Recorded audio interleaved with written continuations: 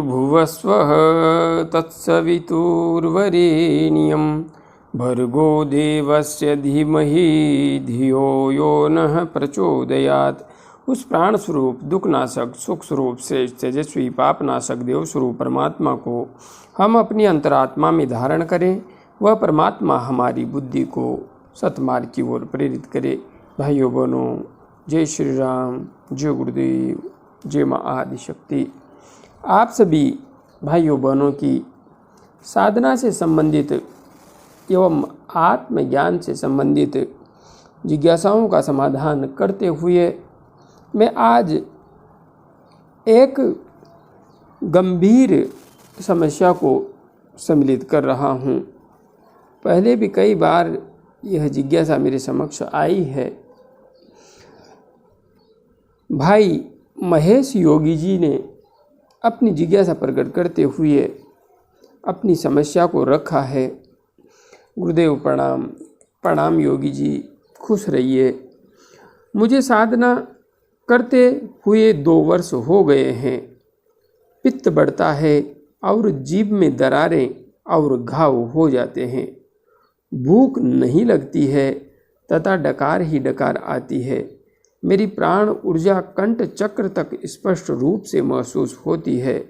साधना कमज़ोर होने या बीच में अवरोध के चलते 5-10 दिन नहीं करने से पित्त की समस्या प्रबल हो जाती है।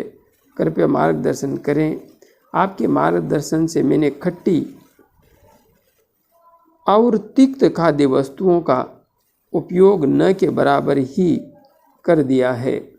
ब्रह्मचर्य का भी पालन करता हूँ। पेशे से अध्यापक हूँ। पित्त से आँखों में भी जलन होती है। गुरुदेव मेरा मार्ग प्रशस्त करें। आपके चरणों में कोटि कोटि प्रणाम।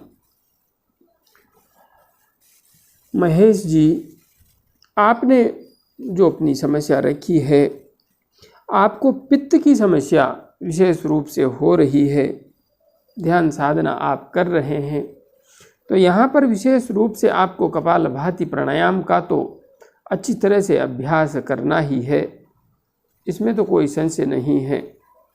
प्राणायाम के साथ में आप आसनों का भी हल्का फुल्का अभ्यास अवश्य कर लें।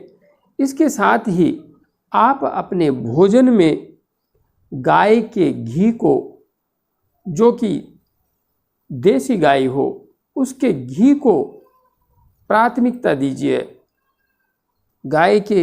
देसी गाय के घी का अवश्य सेवन कीजिए। साथ ही भोजन में आप मीठे चावल का प्रयोग कीजिए, मीठे चावल का सेवन कीजिए।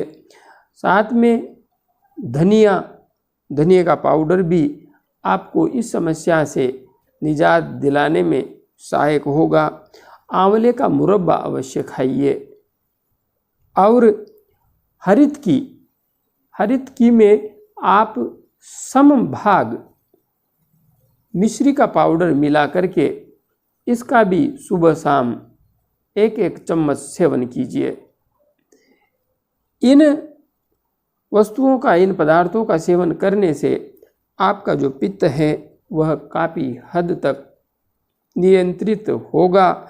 और साथ में आपको पनीर, लहसुन, तंबाकू आदि के सेवन से भी अवश्य बच करके रहना है।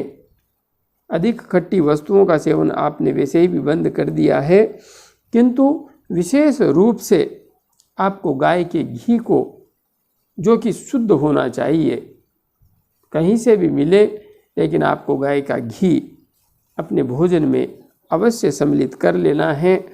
और हरित की अर्थात अरड़ का भी आपको सेवन करना है। साथ में आप ध्यान करते हैं तो उसमें 2 वर्ष आपने लिखा है कि 2 वर्ष हो गए हैं। प्राणायाम अच्छी तरह से कीजिए। अनुलोम विलोम नाड़ी शोधन प्राणायाम का आप अच्छी तरह से अभ्यास कीजिए। और जहाँ तक बात है ध्यान की, तो आज्ञा चक्र हृदय चक्र, नाभि चक्र, इन सभी चक्रों पर बदल बदल करके ध्यान कीजिए। इससे ऊर्जा व्यवस्थित होगी और शरीर भी सही तरीके से क्रियाशील होगा। इतना सा भी यदि आप करते हैं तो निश्चित रूप से आपको इस समस्या से निजात अवश्य मिल जाएगी। और जहाँ तक हो सके एक बार यदि आप नज़दीकी पतंजलि चिकित्सालय में जा कर के संपर्क करें तो वहाँ से भी आपको इस संबंध में बेहतर मार्गदर्शन प्राप्त हो सकता है। इसलिए आप एक बार आयुर्वेदाचार्य जी से भी इस समस्या के संबंध में मार्गदर्शन ले लीजिए, बेहतर रहेगा। जय गुरुदेव, जय मां आदिशक्ति।